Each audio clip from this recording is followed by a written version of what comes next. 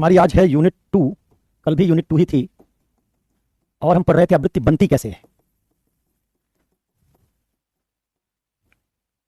और आवृत्ति बनती कैसे है, इसमें हम अभिवृत्ति निर्माण पर बात कर रहे थे।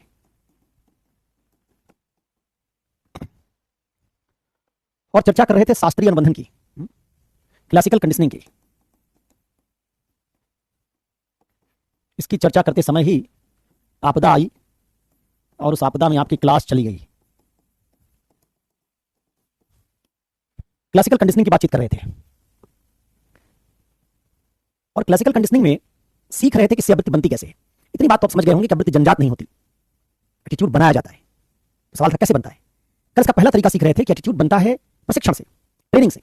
अगर आपको एक खास तरह की ट्रेनिंग लगातार दी जाए तो आप उस ट्रेनिंग से धीरे धीरे उसी तरह के विश्वास, उसी तरह की भावनाएं और उसी तरह के व्यवहार को अर्जित कर लेते हैं। क्या सिखाया था? अगर क्या किया जाए, एक खास किस्म का आपको दिया जाए प्रशिक्षण दिया जाए। जैसे कल आपको दिखाया था, स्त्री एक तरह की ट्रेनिंग है। मादा तो पैदा हुई, लेकिन उस मादा को बुर्का पहनने की ट्रेनिंग देना, उस मादा को ना हंसने की ट्रेनिंग देना, उस मादा को कान में रिंग पहनने की ट्रेनिंग देना, उस मादा को लिपस्टिक लगाने की ट्रेनिंग देना, उस मादा को ज्यादा शर्माने की ट्रेनिंग देना, उस मादा को किचन के काम की ट्रेनिंग देना, ये सब हम कल्चर से करते हैं। कल दिखाया था कैसे कल्चर से हम दो अलग अलग बायोलॉजी में दो अलग अलग नजरिया डेवलप करते हैं। एक बायोलॉजी का नाम था फीमेल, एक बायोलॉजी का नाम था मेल, मादा और नर। हमने मादा और नर को अलग अलग तरीके से प्रशिक्षित किया। प्रशिक्षण से क्या किया? इस प्रशिक्षण से हम बनाते हैं विश्वास। जैसे मादा को जब स्त्री बनाया तो विश्वास बनाया कि बाल लंबे होने चाहिए, नर को ट्रेनिंग दी कि बाल छोटे होने चाहिए। तो छोटे बाल रखते रखते नर जो है, जिसको पुरुष बनाया हमने, उसको बाल बड़े होने लगते तो उलझन होने लगती है। ज्यादातर नर को, ज्यादातर पुरुषों को। और स्त्रियों को लंबे बाल से कोई उलझन नहीं होती, उनको उल्टा लंबे बाल अच्छे लगते हैं। नर को ट्रेनिंग दी पुरुष बनने के बाद फ्लैट सोल वाले शू पहनने की। फ्लैट सोल, जिनके सोल फ्लैट होंगे, जिनमें कुशनिंग होगी पर्याप्त। और जिसको फीमेल को स्त्री बनाया, उसको हील पहनने की ट्रेनिंग दी। हील। अब वो हील पहन के खटर पटर चल रही है। आप कभी ज्यादातर लड़कियों की और स्त्रियों के फुटवेयर देखेंगे, वो कंफर्टेबल नहीं होते, वो कंफर्ट के लिए नहीं बनाए गए। अब तो स्त्रियां स्पोर्ट्स शूज पहनने लगी हैं, नहीं तो स्त्रियां स्पोर्ट्स शूज पहनती नहीं थी। उनका तो खटर पटर वाला ही एक स्लीपर होता था जो लकड़ी की तरह कठोर। हील उठा दिया, आपका बैक उठ गया। मुझे तो वैसे कमर में पेन है, आप 2 दिन हील पहना दीजिए, खड़ा नहीं हो पाऊंगा। लेकिन तमाम लड़कियों को तो हील पहन के चलने की ट्रेनिंग है। तो आप जब देखते हैं कि लड़कियों के फुटवेयर और लड़कों के फुटवेयर में अंतर, दोनों के पैर में पहनने वाले स्लीपर्स में अंतर, दोनों के जूतों में अंतर। लड़कियों का रंग का पिंक है, लड़कों का रंग दूसरा है। रंग में अंतर कर दिया। अब रंग बेचारा वो थोड़े कोई लड़का लड़की के लिए सोच के आया था दुनिया में। पिंक कलर को नहीं पता रहा होगा कि आगे चल के हमको लड़की का रंग बना देंगे। अलग अलग तरह के दोनों के लिए आदर्श। जैसे लड़की रोती है तो ठीक है, लड़का रोता है तो ठीक नहीं। कहते हैं मर्द को दर्द नहीं होता। कहते क्या लड़कियों की तरह रोते रहते हो? लड़का 10-12 साल का हो गया रोए तो कई बार गांव में उसके पेरेंट्स कह देते हैं, जहां पे सत्ता ज्यादा है आज भी, कह देते हैं क्या लड़कियों की तरह रोते रहते हो। और लड़की रोती तो कभी नहीं कहती कि क्यों रोती हो। लड़कियों को तो रोने की आदत डाली, लड़कियों को व्रत उपवास रखने की आदत डाली। अब जो उनका नजरिया बना, इस प्रशिक्षण में क्या पैदा किया? विश्वास पैदा किया, संवेग पैदा किया। और अभी देखिए व्यवहार आपको दिखाया, पहनने ओढ़ने का, खाने पीने का, सबका व्यवहार अलग, पीने का व्यवहार अलग है। ज्यादातर स्त्रियां शराब नहीं पीती, पुरुष पीते हैं। पुरुषों के शराब पीने से संस्कृति को आज तक कोई खतरा नहीं हुआ, कल्चर में कोई नुकसान नहीं हुआ। लेकिन लड़की शराब पी लेती है तो कल्चर को गंभीर खतरा उत्पन्न हो जाता है। लड़के गुटखा खा के, खान पान में अंतर। कल्चर किसको कहते हो? खान पान, पहनावा, भाषा बोली, एक कल्चर है ना। तो देखो खान भी अंतर। गुटखा खा के लड़का घूम रहा है थूकता हुआ, लड़की को नहीं देखोगे सड़क पे चलती गुटखा थूक रही है। दिखेगी, कम दिखेंगे, एक आध दिखेंगे। गांव में शराब की दुकान पर जाइए, सारे पुरुष लाइन से खड़े होंगे, स्त्री नहीं दिखेगी उसमें। खान में अंतर, पान में अंतर, पहनावे में अंतर है। गांव में हमारा किसान टॉपलेस होकर खेती कर रहा है, मनरेगा का मजदूर बिना ऊपर कुछ पहने खेती कर रहा है, और उससे कभी अश्लीलता नहीं फैलती। पुरुष के शरीर के ऊपर नग्न रहने से कोई अश्लीलता कभी नहीं फैली, लेकिन लड़कियों के लिए उनके शरीर में अश्लीलता है। तो बायोलॉजी से हमने दोनों के विश्वास को अलग कर दिया। एक बायोलॉजी का है तो स्वाभाविक है, हमारा शरीर स्वाभाविक है, इसमें शर्म किस बात की। लेकिन स्त्री से कहा स्वाभाविक नहीं, इसको छिपा के रखो, हमारा शरीर भी स्वाभाविक नहीं है। घर में लड़का जैसे बैठता, मां कभी नहीं टोकती कैसे बैठो। लड़की बैठती तो मां टोकती है, क्रॉस लेग बैठो। लड़की के बैठने उठने पर मां की गंभीर गहरी नजर रहती है, उसके बैठने में भी चरित्र है। तो धीरे धीरे लड़कियों को क्या होता है, उनमें हमने उनके बैठने में शर्म पैदा की, शरीर में शर्म पैदा की, धीरे धीरे में लज्जा की मात्रा बढ़ गई। लड़कियों में लज्जा ज्यादा आ गई क्योंकि हर बात में उनको हमने टोका। लड़कों को टोका नहीं तो लज्जा की मात्रा कम हो गई। लड़कियों के शरीर को ज्यादा कवर किया, इसलिए उनको शरीर से अपने मिस्टीक उसमें पैदा कर दी, उनको अपने शरीर के साथ शर्मिंदगी जुड़ गई। बहुत सारी लड़कियां भारत की अभी भी गांव में शॉर्ट्स नहीं पहन सकती। शॉर्ट्स को हाफ पैंट कहते हैं, आप नहीं पहन सकती। फुटबॉल खेलने के लिए पजामा पहनेंगे, लेकिन गांव के जितने वॉलीबॉल फुटबॉल खेलने वाले लड़के होंगे वो सब शॉर्ट्स पहन के खेलते हैं। स्कूल में ड्रेस अलग अलग हो जाएगा। कई स्कूलों में पुरुषों के लिए जो ड्रेस होगा उसमें हाफ पैंट अलाउड होगा, लड़कियों के लिए सलवार सूट होगा। तो ये जो पूरा आप अंतर देखते हैं, इसी कहते हैं स्त्री पुरुष। वो लजाती ज्यादा है जो, वो स्त्री है। जो सौंदर्य प्रसाधन का प्रयोग करती है वो स्त्री है। जो लिपस्टिक पोत लेती है वो स्त्री है। जो बुर्का पहन लेती है वो स्त्री है। जो पान नहीं कर रही है मदिरा का, वो स्त्री है। जो खान नहीं कर रही गुटखा का, वो स्त्री है। जो किचन में दिखाई देती है ज्यादा, किचन में पाई जाने वाली, जैसे कहते हैं ना कोआला एक पशु जो ऑस्ट्रेलिया में पाया जाता है, वैसे जो किचन में पाई जाती है ज्यादा, स्त्री है। जो घर के काम में लगी है वो स्त्री है। तो ये सारा किसको कौन सा काम करना है, कौन क्या पहनेगा, कौन मुस्कुराएगा कि नहीं मुस्कुराएगा, कौन आउटडोर स्पोर्ट्स में जाएगा कौन नहीं जाएगा, कौन कैसे बैठेगा कौन नहीं बैठेगा, ये सारा जो अंतर है इसी को हम कहते हैं जेंडर। तो जब लड़कियों में शर्मिंदगी ज्यादा पैदा की तो किस जीवन की प्राणी बनाया उनको, भावुक बनाया उनको। लड़का रो रहा था लड़की की तरह क्यों रोते हो, इसका तो उसमें भावना का होना गलत मानते हैं। तुम भावुक होगे बहुत अच्छा नहीं माना जाएगा, तुमने सौर्य होना चाहिए। लड़के कोई बार ताना देते कहते चूड़ी पहन लो। इसका मतलब लड़कियों के तमाम गुणों को लड़कों को टीज करने के लिए, उनको हीन जताने के लिए इस्तेमाल किया जाता है। कहेंगे तुम जोरू के गुलाम हो, तुम मर्द नहीं हो, तुम रोते नहीं हो, तुम रोते हो।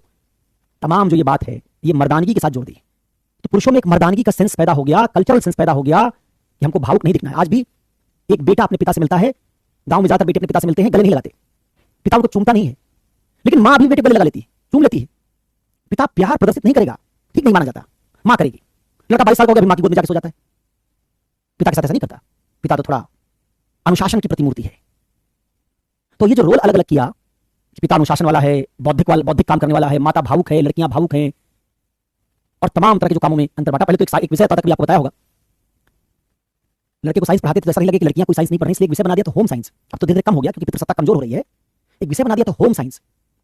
पकौड़ी समोसा बनाना भी साइंस है, उसमें प्रयोगी खूब होता था।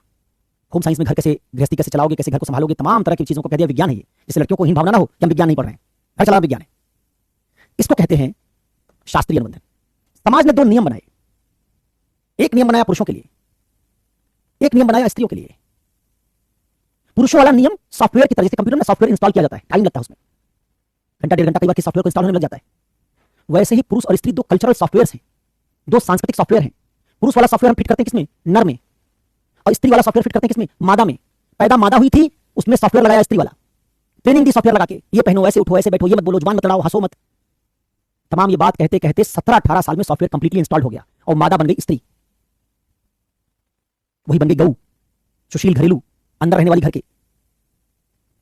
और दूसरे में सॉफ्टवेयर लगाया पुरुष का, नर में लगा दिया पुरुष का, ये बन गया छेड़खानी करने वाला, स्त्रियों को भोग की वस्तु समझने वाला, ताकत वाला, ताकत हमारे पास है, पावर, मर्दानगी वाला। ये दो अलग अलग प्रशिक्षण से, दो अलग अलग तरह के नियमों का प्रयोग करके आप नर को बना देते हैं पुरुष और मादा को बना देते हैं स्त्री। सिमोन द बुआ नाम की एक ऑथर ने किताब लिखी सेकंड सेक्स, उसमें पहली बार उसने इस बात को, इसको बोला जो तुम सुन रहे हो कि स्त्रियां पैदा नहीं होती, बनाई जाती हैं। पैदा मादा हुई, बनाया स्त्री। तो अब तुम अगर ये समझ गए तो इसी से प्रशिक्षण से हमने क्या किया, नर में उसके साथ क्या जोड़ दिया, पुरुषत्व।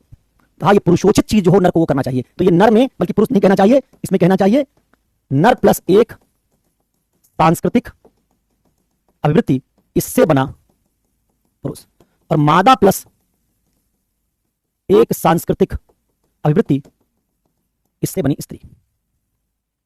तो नर और मादा के साथ दो अलग अलग एटीट्यूड जोड़ दो, तो एक एटीट्यूड जिसके साथ जुड़ता बन जाता पुरुष, दूसरा जिसके साथ जुड़ता बन जाती है स्त्री। ठीक है। हाँ, तो जो स्कूल में खूब खाने की चीज बनाती थी स्त्रियां, वो यही था कि भाई स्त्रियों का काम पकवान बनाना है। उनको शुरू से इस बात की ट्रेनिंग दी जाती है कि घर गृहस्थी संभालना सीखें। माना जाता है कि स्त्रियों को ऐसा पालो, स्त्रियां नहीं बल्कि मादाओं को ऐसा पालो आदर्श स्त्री बन जाए। और आदर्श स्त्री किसको माना जाता है, आदर्श स्त्री उसको माना जाता है जो विवाह संभाल लेगी। इसलिए लड़कियों की परवरिश की जाती है शादी ब्याह संभालने के लिए, लड़कों की परवरिश की जाती है नौकरी रोजगार करने के लिए। नौकरी रोजगार करने वाला आदमी सार्वजनिक जीवन में जाएगा, इसलिए उसमें साहस भरो, बौद्धिकता भरो, उसको सार्वजनिक जीवन में भेजो, उसको घर के बाहर की चीजें हैंडल करने दो जिससे उसे विश्वास आए। इसलिए उसको बाहरी जीवन के लिए तैयार करें, इसलिए उसके एटीट्यूड को अलग तरीके से ढाला। और लड़कियों को तैयार किया घर गृहस्थी चलाने के लिए, बच्चा पालने के लिए। अब बच्चा पालने वाली, घर गृहस्थी चलाने वाली औरत या लड़की कैसी होनी चाहिए, भावुक, क्योंकि बच्चे को पालने में भावना की जरूरत है, घर गृहस्थी चलाने में भावना की जरूरत है। साहस की क्या जरूरत है घर गृहस्थी चलाने में, इसमें साहस बौद्धिकता नहीं, भावना भरी। तो स्त्री असल में भावुकता की अधिकता है, पुरुष में बौद्धिकता डाल रहे हैं, इसलिए दोनों के सोचने विचारने का नजरिया अलग हो जाता है। स्त्रियां ज्यादा सांस्कृतिक होती हैं क्योंकि उनको हमने कल्चर से ज्यादा आस्थावान बनाया है, जिससे रिबेल ना करें। क्योंकि अगर स्त्री के मन में भी आ गया कि मैं भी पुरुष की बराबरी करूंगी, सार्वजनिक जीवन में जाऊंगी, तो विवाह परिवार टूट जाएगा। इसलिए औरत को इसलिए पाला गया है कि वो आदर्श पत्नी बने, बच्चों की परवरिश अच्छी तरह से करे, पति को संभाल ले, घर गृहस्थी संभाल ले। और क्या हो सकता है जब महत्वाकांक्षी ना हो।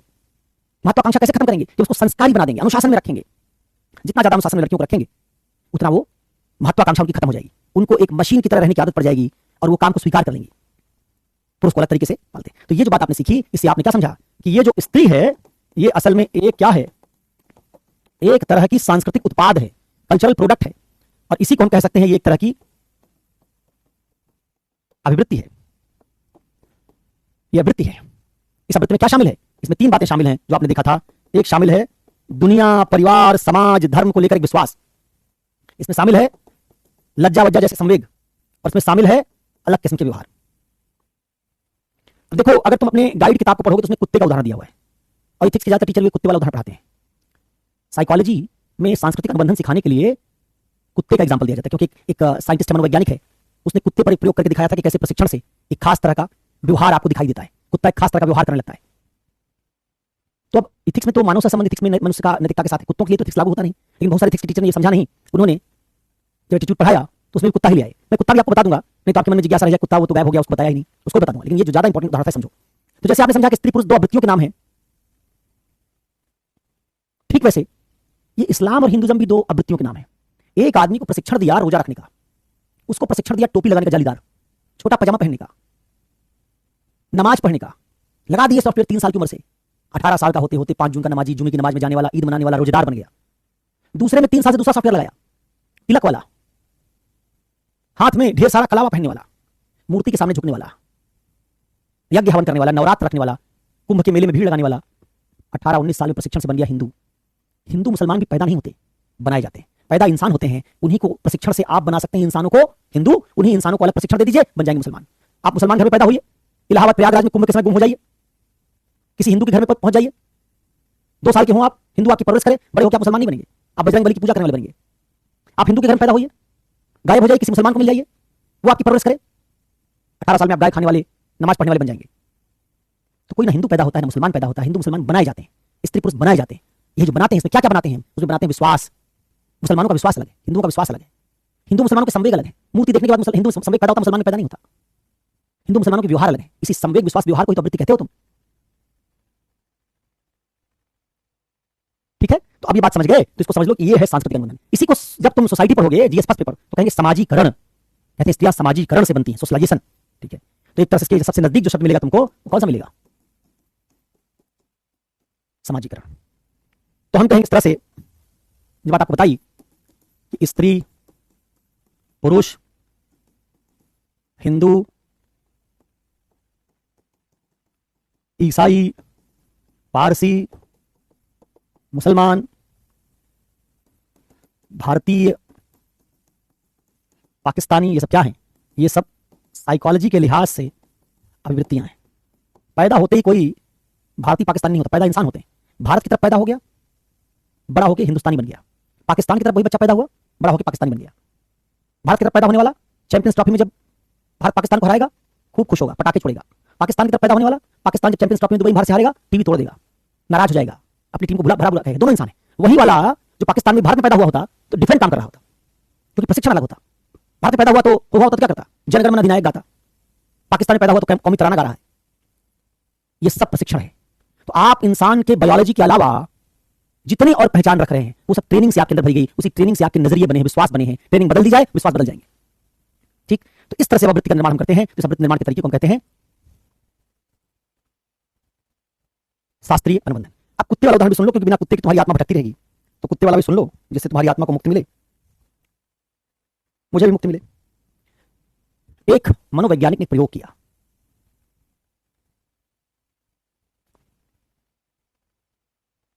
अरे मेरे,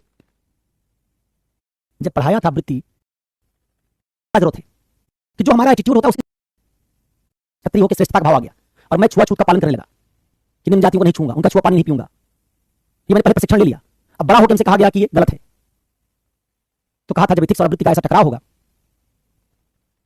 तो अवृत्ति जीतेगी। क्या बताया था? कथनी और करनी में अंतर हो जाएगा। ये ब्राह्मण क्षत्रिय बच्चा बोलचाल में आंसर लिखने में यूपीएससी में क्या कहेगा? छुआछूत नहीं होना चाहिए। जैसे आप बोलते हैं दहेज नहीं होना चाहिए, यूपीएससी में लिखेंगे दहेज नहीं होना चाहिए। लेकिन चूंकि आपके एटीट्यूड में दहेज आ गया है, इसलिए जब आप आईएएस बनेंगे दहेज ले लेंगे। तो क्या पता चला इस उदाहरण से? इस उदाहरण से पता चला कि बहुत सारी वृत्तियां जो हमारे देश में, हमारे समाज में, हमारे अंदर बनाई जा रही हैं, वो नैतिकता में बाधक हैं। क्यों पढ़ रहे हो पूरा सिलेबस? ये लोगों को नैतिक बनाने के लिए, नैतिक समस्या हल करने के लिए। शुरू नहीं बताया, क्लास नहीं ध्यान से सुनते हो। कहा था अगर दुनिया में सब लोग नैतिक होते तो एथिक्स की जरूरत ना पड़ती। दुनिया में लोग नैतिक नहीं है, तो पहला यूनिट क्या पढ़ाया? पढ़ाया कि इसलिए नैतिक नहीं दुनिया में बहुत सारे लोग, क्योंकि उनको पता नहीं नैतिक क्या होता है। उनको पता नहीं बाल विवाह गलत है, उनको पता नहीं है किलिंग बहुत गलत है। वो मानते हैं कि नहीं, स्त्रियों को वाकई घर में पर्दे के अंदर रहना चाहिए, उसको सही मानते हैं। तालिबानी लोग सही मानते हैं इस बात को, बहुत सारे हिंदू सही मानते हैं इस बात को कि स्त्रियां घर के अंदर रहेंगी। तो कहा था पहला यूनिट पढ़ के हम क्या सीखेंगे, क्या सही क्या गलत है। सही गलत समझने के लिए हम तालिबान के पास, हिंदू पुरोहित के पास नहीं जाएंगे, इथिक्स में फार्मूला लगाएंगे, कांत का, रॉल्स का, पता कर लेंगे कि क्या सही है क्या गलत है। इससे हमारे नैतिक होने की संभावना बढ़ जाएगी, तो अज्ञानवश जो काम हम गलत कर रहे हैं वो दूर हो जाएगा। तो दूसरे यूनिट में कहा है, कहा लेकिन बहुत सारे लोग ज्ञानी हैं फिर भी अनैतिक काम कर रहे हैं। उदाहरण दिया दुर्योधन का, कहा दुर्योधन बहुत ज्ञानी था, उसको भी राजकुमार था, उन्हीं गुरुओं ने पढ़ाया था जिन्होंने पांडवों को पढ़ाया था, ज्ञानी था। रावण परम ज्ञानी था, लेकिन ज्ञान होने के बावजूद अनैतिक काम करता था। इसका मतलब केवल ऐसा नहीं है कि ज्ञान मिल जाए तो लोग नैतिक बन जाते हैं। समझाया था तुमको कि सिविल सेवा में जाने वाले सारे विद्यार्थी ज्ञानी एथिक्स पर पढ़ के जा रहे हैं लेकिन नैतिक नहीं बन पा रहे हैं। कहा क्यों नहीं बन पा रहे हैं, कहा एटीट्यूड की समस्या है। तो जब तुम ये चैप्टर पढ़ ही रहे हो, यूनिट पढ़ ही रहे हो, क्या वृत्तियां नैतिकता को आने में बाधक बन रही हैं। इतनी लंबी चौड़ी राम कहानी सुना डाली कि लड़कियों को घर के अंदर कैद कर दिया, उनके लिए नियम अलग बना दिए, उससे वो सार्वजनिक जीवन में पुरुषों का मुकाबला नहीं कर पाई, बराबरी नहीं कर पाई। इससे समझ में नहीं आया क्या वृत्तियां नैतिक भी होती है। क्या सारी वृत्तियां नैतिक है? नहीं। उदाहरण दिया था अमेरिका का कि वहां एक बच्चा जो भारतीय संविधान में तुम्हारे स्वतंत्रता का अधिकार है, भारत में तो सिर्फ अधिकार है, जानते हो तुम, लेकिन उसकी आवृत्ति हमारे माता पिता ने हमारे अंदर नहीं बनने दी। लेकिन अमेरिका में दिखाया था कि बच्चे माता पिता आवृत्ति बनने से स्वतंत्रता के नहीं रोक पाते, क्योंकि राज्य ने माता पिता के प्रभाव से बच्चे को मुक्त कर दिया। तो वहां ट्रेनिंग कैसी है, आजादी का इस्तेमाल करने वाली। तो वहां जो आजादी का अधिकार है, चयन का अधिकार है अमेरिका में, उसकी आवृत्ति भी और नैतिकता भी है। तो यह आवृत्ति नैतिकता में सहायक है। तुमको संविधान का प्रशिक्षण दे दिया जाए, संविधान के मूल्यों का, वैसी आवृत्ति बना दी जाए, सहायक होगी। तुमको कुरीतियों का प्रशिक्षण दे दिया जाए, वैसी आवृत्ति बना दी जाए, बाधक होगी। लोकतांत्रिक आवृत्ति तुम्हारी हो जाए, नैतिकता में सहायक होगी। असमता मूलक आवृत्ति तुम्हारे भीतर बना दी जाए, बाधक होगी। तो बात तो इतनी समझ जानी चाहिए।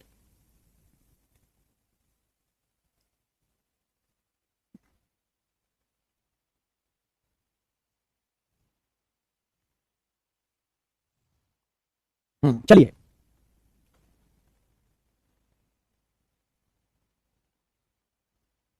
क्यों भारतीय होना नैतिक नहीं हो सकता क्या? बहुत सारे मामलों में जो तुम्हारी भारतीय संस्कृति है, जिसमें जाति प्रथा है, यह जाति प्रथा इंग्लैंड में है क्या, स्वीडन में है क्या? जाति केवल भारत में है। तो भारतीय होने से नैतिक होना जुड़ा नहीं है क्या? भारतीय होने में सारी बातें नैतिक है। भारत में तथाकथित मुसलमानों ने भी जाति पैदा कर ली, जो समानता के मूल्य को लेकर आए थे, जिनकी जातिवादी नहीं होती थी, वो भी आगे जाति में बढ़ गए। तो भारतीय समाज में जो बुराइयां हैं, उसका प्रशिक्षण अगर लोगों को मिला है तो नैतिक नहीं बनाएगा क्या? क्या भारतीय संस्कृति में सारी चीज नैतिक है? आवृत्ति अगर प्रशिक्षण से बन रही हमारा नजरिया है, तो क्या भारतीयों के सारे विश्वास नैतिक है क्या? अगर भारतीयों के सारे विश्वास नैतिक है, अगर तुम मानते हो, तो भारत में कानून संविधान की कोई जरूरत ही नहीं, क्योंकि जब सब खुद ही नैतिक है तो क्या करोगे संविधान कानून बना के?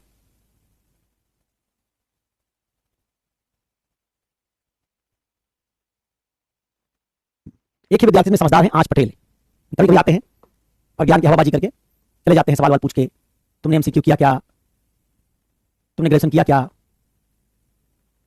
आते ही बातचीत करने के लिए। स्पेस में ट्विटर पे जुड़ लो एक दूसरे से, एक्स पे चले जाओ और कहीं मतलब जो तमाम चैट प्लेटफॉर्म पे चले जाओ, उन पे एक दूसरे से हालचाल पूछा करो। तुम्हारे घर की क्लास थोड़े यार ये, यहाँ आके एथिक्स की क्लास में हालचाल पूछते फिरोगे।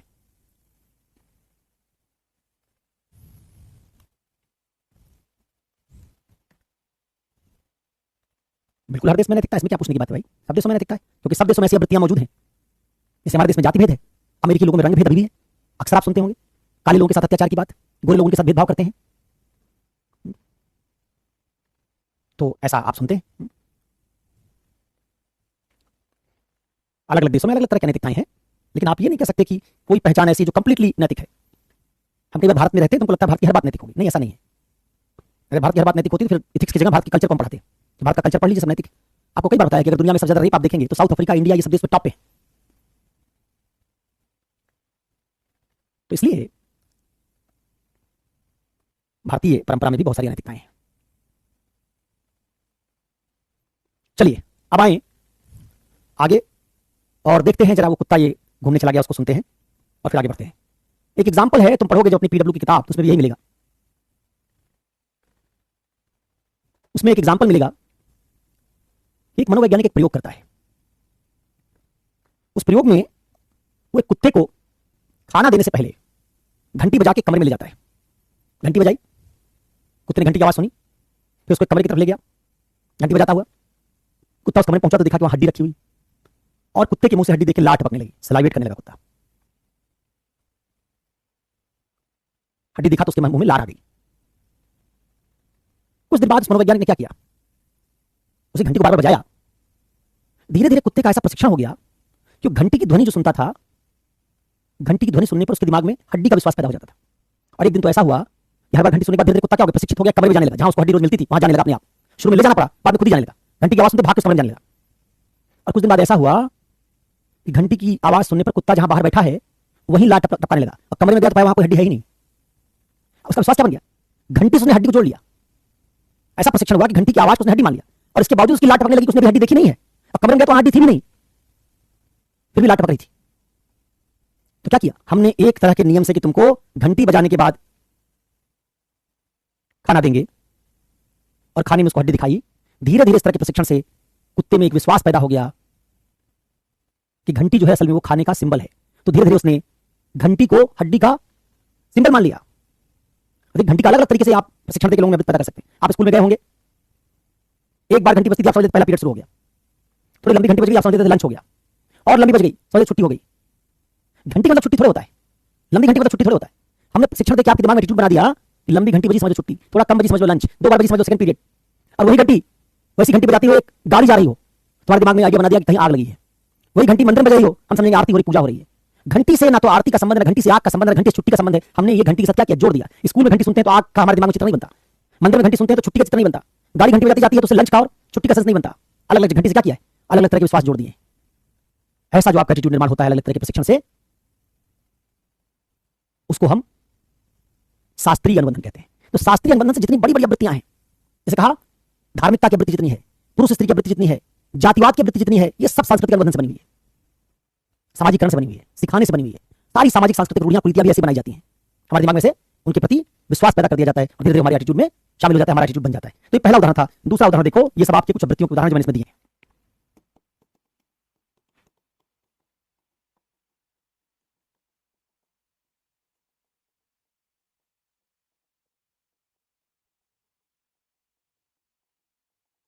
इस तरह की वृत्तियां सांस्कृतिक अनुबंधन से बनती है। अच्छा, आज पटेल जी को सॉरी, उनको डांट दिया मैंने, डांटना नहीं चाहिए। आ जाओ भाई, क्लास में आ जाओ, नाराज होकर मत जाओ। और कोई बात सीरियस पढ़ाते रहे यार, सुन लिया करो भाई, तुम्हारे फायदे की बात है। तो बड़े हो गए हो यार, छोटे बच्चे थोड़े हो। वैसे कल की क्लास डिस्टर्ब हो गई, इसलिए आते मैंने सवाल भी नहीं लिया, आज सीधे शुरू कर दिया। ठीक है। अरे भाई श्वेता, श्वेता आगे जब पढ़ेंगे तब तो देखेंगे वृत्ति कैसे चेंज करेंगे। इसलिए मैं कहता हूं तुम लोग रिवीजन बिल्कुल नहीं करते हो। जब पढ़ाना शुरू किया था वृत्ति में क्या क्या पढ़ेंगे, उस चार्ट को देखोगे तो वहां लिखा है आवृत्ति में क्या है, आवृत्ति को एथिक्स में क्यों पढ़ रहे हैं, आवृत्ति कितने प्रकार की होती है, आवृत्ति बदली कैसे जाएगी, लिखा हुआ है वहां। और श्वेता तुम पूछ रही हो कि आवृत्ति को चेंज नहीं कर सकते। अगर चेंज ही नहीं कर सकेंगे तो आवृत्ति से नैतिक समस्या हो रही है तो वो खत्म नहीं होगी। लिखा है आवृत्ति परिवर्तन, देखना वहां उन्होंने लिखा होगा। अगर अपने नोट्स को नहीं देखोगे ध्यान से, बात नहीं बनेगी। तो थोड़ा तुम्हारी भी ड्यूटी है, अपने नोट्स को पढ़ के आया करो। सर अभी नरिया मादा भाई तुम्हारा सवाल ऊपर निकल गया। अरे कोमल, पेज नंबर थोड़ी याद रखता हूं, आवृत्ति देखना वहीं दिया गया होगा, पॉपुलर उदाहरण है, इसी को सब देते हैं।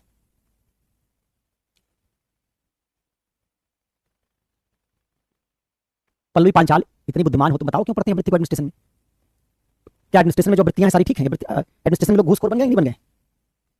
एडमिनिस्ट्रेशन में एडमिनिस्ट्रेटर अपने आप को माई बाप जनता का मानते हैं कि नहीं मानते? क्या ठीक है? होना उनको जनसेवक चाहिए, मानते हैं जनता का स्वामी, तो वृत्ति सही है गलत है?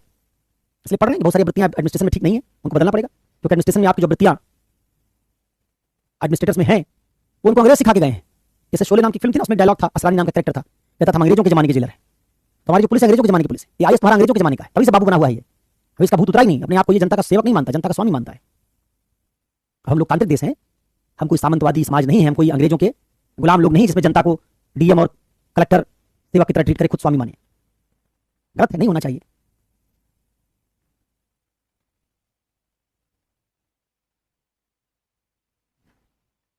चांदनी जी आपको हाथ जोड़ के करबद्ध प्रणाम। आप ही देवी हैं, त्वमेव माता त्वमेव पिता, तुम्हारे भीतर ही सारी हे देवी रूप कांक्षी हैं। हम लोगों को भी, तुच्छ प्राणियों को भी कुछ भरोसा रखें। चांदनी जी की सारी जो तुच्छ लोग हैं, इनकी जिज्ञासा है शिक्षक आपकी गा दिया करूं कि नहीं है ये? आइए, रोजा रखी रहा, चली रहा भाई, रोजेदार जितने हो सब चांदनी जी को अपने रोजों में याद रखना। चलिए,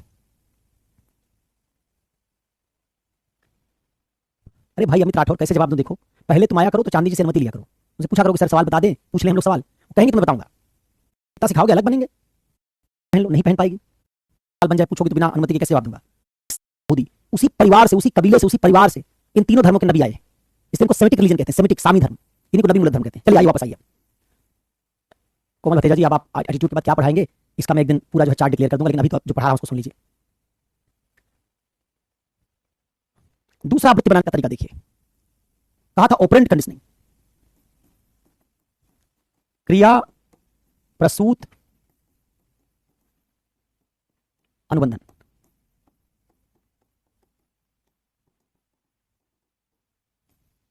ऑपरेंट कंडीशनिंग,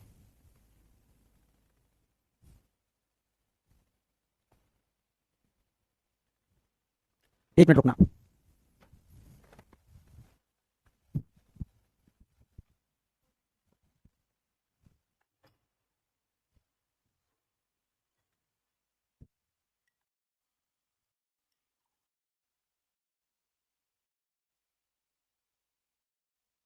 कि स्त्री पुरुष शास्त्रीय अनुबंधन नहीं लिख सकते हो एग्जाम में, धार्मिक जो हमारी वृत्तियां शास्त्रीय अनुबंधन नहीं लिख सकते हो एग्जाम में।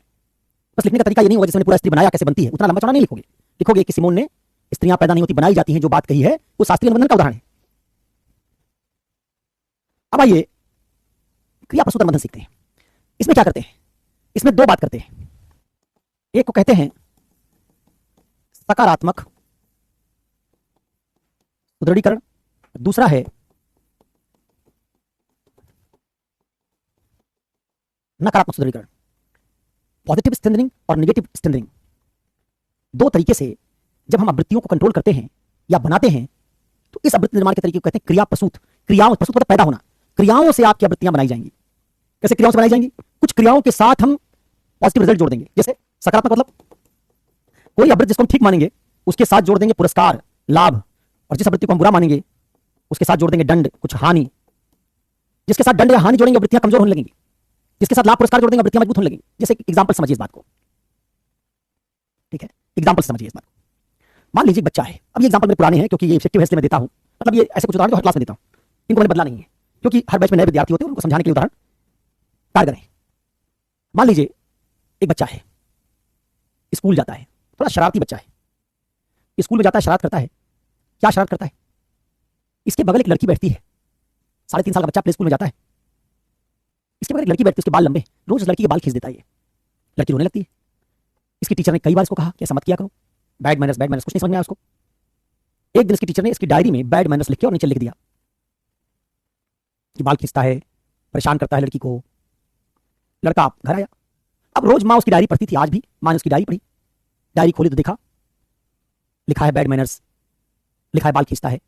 माँ आग बबूला हो गई, कामकाजी माँ है, पेशेंस कम है, ऑफिस से थक के आती है। माँ ने इसको 2 थप्पड़ रखा, कहा पार्क में तुम जाते हो वहां भी यही करते हो, जितनी लड़कियां सबका बाल खींचते रहते हो, तुम उद्दंड हो गए हो। और कहा कि तुम्हारा 1 हफ्ते चॉकलेट, आइसक्रीम, नूडल्स सब बंद। कहा जो डोरेमोन देखते हो ना, डोरेमोन भी टीवी पे नहीं दिखेगा, गट्टू मट्टू डोरेमोन सब बंद, फुरफुरी नगर मोटू पतलू सब बंद। बच्चे को लगा तो क्या हो गया, तो पूरी आपदा आ गई। बाल क्या खींचा उस लड़की का, और टीचर ने बैड क्या लिखा, बैड शब्द पढ़ते ही माँ आग बबूला। एक बैड ने मेरी जिंदगी में इतना नुकसान पहुंचा दिया, 7 दिन का आइसक्रीम का कोटा, चॉकलेट का कोटा, नूडल का कोटा सब गायब। बच्चे को लगा कि तो बहुत नुकसान है। अब अगले दिन से जब स्कूल जाता है उसका मन करता है कि बाल खींच लिए, लेकिन जब उसकी बाल की तरफ हाथ बढ़ाता है तो माँ के 2 थप्पड़ याद आते हैं। बाल की तरफ हाथ बढ़ाता है तो 1 हफ्ते चॉकलेट नहीं मिल रहा याद आ जाता है, हाथ वापस खींच देता है। धीरे धीरे उसकी आवृत्ति, उसका व्यवहार है जो क्या होने लगेगा, बदलने लगेगा, क्योंकि इस क्रिया से, बाल खींचने वाली क्रिया से उसको नुकसान हो रहा है, दंड मिल रहा है, इससे उसकी आवृत्ति बदल जाएगी। दूसरा एक बच्चा है, स्कूल जाता है, बड़ा शरीफ बच्चा है, 4.5 साल का है। स्कूल में ब्रेकफास्ट लंच मिलता है, लंच के बाद टीचर ने सिखाया कि अपना प्लेट धुल के रखो, बहुत बढ़िया तरीके से धुल के पोंछ के प्लेट अपनी रखता है। छोटे छोटे बेसिन बने, सिंक बने, उनमें जाता है, हाथ धुलता है, फिर बेसिन में अपना सिंक में अपना प्लेट धुलता है, साफ करके लगा देता है। टीचर ने माइन्यूटली ऑब्जर्व किया और उसने लिखा इसकी डायरी में गुड बिहेवियर, गुड एटिकेट्स, और कहा अपनी माँ को दिखा देना, और पीछे उसके हथेली के पीछे एक स्टार बना दिया। ये बच्चा भी अपने घर पहुंचा, अपनी माँ को अपना स्टार दिखाया कि देखो टीचर ने स्टार बनाया है। डायरी दिखाई, डायरी में लिखा था बहुत अच्छा बच्चा है, गुड बिहेवियर। माँ ने जैसे पढ़ा, अपने बच्चे को पकड़ के चूम लिया कि मेरा राजा बेटा कितना अच्छा है। शाम को पिताजी उनको बताया कि आज तो गुड लेके आया है। और फिर क्या था, जैसे गुड आते ही छप्पर फाड़ के खजाना आ जाए, वैसे ही उसकी पसंदीदा डिश बनी। पिताजी ने उसको सबसे, उसको जो अच्छा पसंद था टॉय वाला टॉय दिलवा दिया, आइसक्रीम चॉकलेट का कोटा डबल हो गया। बच्चे को लगा कि ये तो गुड ना है, कोई कारू का खजाना है। गुड आते ही मालामाल हो गया मैं। उसको समझ में आने लगा गुड उस चीज को कहने से लाभ मिलता है, क्या करेगा वो, जिस जिस काम के साथ गुड जुड़ा होगा उसको करने की बार बार कोशिश करेगा, क्योंकि गुड से उसको लाभ मिले। और दूसरा वाला जो बैड शब्द से मार खा के बैठा है, जहां बैड देखेगा वहीं काम जाएगा। जब आप इस तरीके से दंड से, पुरस्कार से, लाभ से, हानि से क्रियाओं को नियंत्रित करते हैं और कुछ क्रियाओं के प्रति सकारात्मक, कुछ क्रियाओं के प्रति नकारात्मक आवृत्ति बनाते हैं, तो इनको हम क्रिया प्रसूतन बंधन कहते हैं। ठीक है, इनको क्रिया प्रसूतन बंधन कहते हैं। और ऐसी आवृत्ति का प्रयोग हम अक्सर सरकारी सेवाओं में, प्राइवेट सेक्टर में खूब देखते हैं। जैसे आप सुनते हैं दिवाली के समय किसी बड़े बिजनेसमैन ने अपने कर्मचारियों को कार बांट दी, मोटर बाइक बांट दी। क्या कर रहा है? उनकी प्रेरणा बढ़ा रहा है और अच्छा काम करो, इस बार तुमने अच्छा काम किया, बदले में ये लो। कंपनियां इंसेंटिव दे देती हैं, बोनस दे देती हैं, सरकार प्रेसिडेंट मेडल दे देती है पुलिस अधिकारियों को, सेना के लोगों को कीर्ति चक्र, वीर चक्र, परमवीर चक्र, महावीर चक्र दे देती है, अशोक चक्र दे देती है, आउट ऑफ टर्न प्रमोशन दे दिया। जिस काम के लिए दिया, हम चाहते हैं कि उसकी आवृत्ति तुम्हारे अंदर मजबूत हो जाए। तुमने अपराधियों का साहसपूर्ण तरीके से मुकाबला किया और किसी बड़े माफिया नेटवर्क को तोड़ दिया, इसके बदले पुलिस ने तुम्हारे कार्य का मूल्यांकन करके सरकार ने तुमको प्रमोट कर दिया। तो इसका मतलब सरकार तुम्हारे इस तरह के वीरतापूर्ण कार्यों की आवृत्ति को मजबूत करे, तुम आगे भी ऐसा करना। तो जितने आप पाते हैं क्या देखते हैं ना, बोनस, प्रमोशन, पुरस्कार में जैसे दिखाया अभी आपको प्रेसिडेंट मेडल, बहुत सारे मेडल है, नोबेल प्राइज, सभी इसी कैटेगरी में आएगा। जो चाहता है कि दुनिया में अमुक अमुक तरह के काम लोग करें, इस तरह से आवृत्तियां बनाई जाती हैं, तो उनको हम क्रिया प्रसूतन बंधन कहते हैं। आवृत्ति बनाने का एक तरीका क्या हो गया? एक तरीका हो गया नियमों का बार बार प्रशिक्षण देके। दूसरा तरीका क्या हो गया? कुछ क्रियाओं को प्रोत्साहित करके और कुछ क्रियाओं को हतोत्साहित करके हम अलग अलग तरह की आवृत्तियों का निर्माण करते हैं। अब तीसरा, सर पीडब्ल्यू क्या देता है?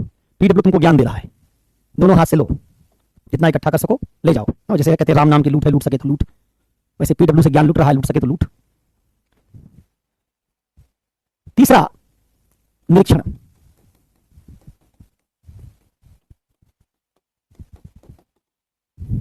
ऑब्जर्वेशन। अरे तो कोई एक फार्मूला इतना सटीक होता सनी अतुलकर, तो तुम तो सारी प्रॉब्लम ही 10 मिनट में सॉल्व कर देते, सारे एटीट्यूड से जुड़ी। कई बार करेगा, कई बार नहीं करेगा। जैसे ये कह रहे हैं अपराधी अपराध क्यों करते हैं दोबारा? हमारे देश में अपराध करने के बाद लाभ बढ़ जाता है। एक बार जिसने अपराध कर दिया, उसके बाद जिससे हफ्ता मांग कर दे देता हो, अपराध करके जब छूट के आता है बाहर, तो लोग उसे डरते हैं, उसके खिलाफ गवाही नहीं देते, तो लाभ बढ़ गया अपराध से, आवृत्ति क्या हो गया अपराध की? मजबूत हो जाएगी। जब तक मैं अपराधी नहीं था, कोई मुझसे डर ही नहीं रहा था, कोई मेरी बात ही नहीं सुन रहा था। अपराधी बनने के बाद सब डरते हैं। मेरे परिवार का मोहल्ले में सम्मान बढ़ गया, मेरी कमाई बढ़ गई, तो जब लाभ बढ़ गए तो अपराध क्यों छोड़ूंगा? ठीक है, इसलिए जो आप कह रहे हैं कि अपराधी को दंड मिलने के बाद अपराध क्यों नहीं खत्म होता, अपराधी तो दंड लेके जेल में जाके वहां से अपना नेटवर्क चला रहा है। भारत में बड़े बड़े अपराधी जेल से अपना पूरा नेटवर्क संचालित कर रहे हैं।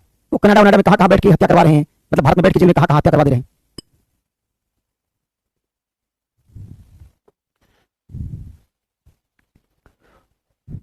चलिए, निरीक्षण।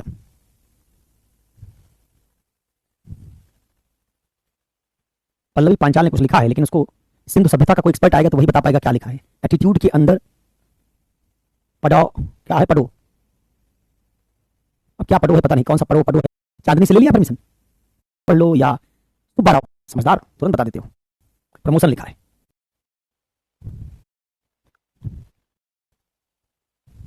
प्रमोशन नहीं होता। ये किसने कहा? एटीट्यूड के अंदर प्रमोशन होता है, उन्नति आवृत्ति के अंदर नहीं होती। तब मोक्ष मिलेगा। एक तरफ तुम सब महामाया समझ रहे हो, दूसरी तरफ हिंदू मुसलमान उलझे रहते हो। तो अपने थॉट्स के द्वारा अगर इतने घिरे हुए हो, कैसे मोक्ष मिलेगा? पहले आंतरिक शांति पैदा करो। नेचर मंगोलम दुनिया ने, चलिए हाँ, बुराइयां कुछ है, तुमको दूर करने की कोशिश करनी चाहिए। अब आइए, तीसरा निरीक्षण है। निरीक्षण में हम क्या करते हैं? जैसे देखो, पूरा मार्केट एटीट्यूड बनाने का जरिया है। बाजार में वो कैसे काम करता है? जो ये बाजारवादी अर्थव्यवस्था है, मार्केट इकोनॉमी, तुम जानते हो कि टिकी हुई है ग्रोथ पर। ग्रोथ, बाजार की अर्थव्यवस्था ग्रोथ पर टिकी हुई, समृद्धि पर। अगर समृद्धि नहीं होगी तो बाजारवादी अर्थव्यवस्था काम नहीं करेगी। और ये ग्रोथ कैसे बनेगी? तुमने पढ़ा है कि ग्रोथ का संबंध किससे है?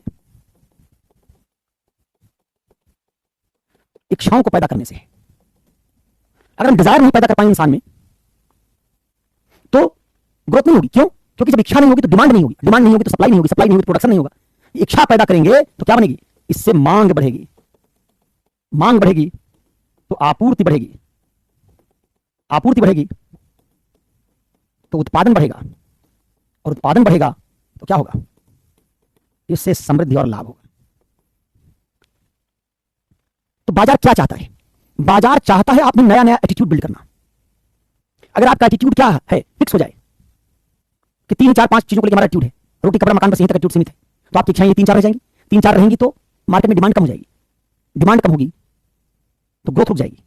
इसलिए मार्केट क्या करता है? आपके दिमाग में इच्छाएं नहीं पैदा करने की कोशिश करता है। कैसे पैदा करता है? यही इच्छा बनाने के लिए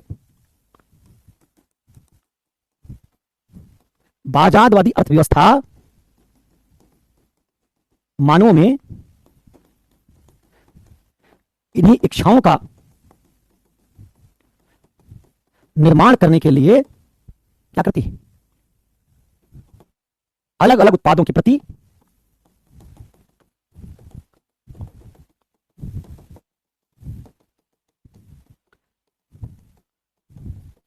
सकारात्मक आवृत्ति बनाना चाहती है। अगर हमारे अंदर अलग अलग किस्म की डिजायर को लेके एक एटीट्यूड बन जाए तो हमारा उपभोक्तावादी नजरिया बन जाएगा। हम किसी चीज को लेकर सकारात्मक सोच बना लेंगे तो उस प्रोडक्ट की डिमांड ज्यादा करेंगे, और प्रोडक्ट की डिमांड ज्यादा करेंगे तो मांग बढ़ेगी, मांग बढ़ेगी, आपूर्ति बढ़ेगी। तो कैसे बनाएगा बाजार ये? इसी लक्ष्य के लिए बाजार विज्ञापनों का सहारा लेता है।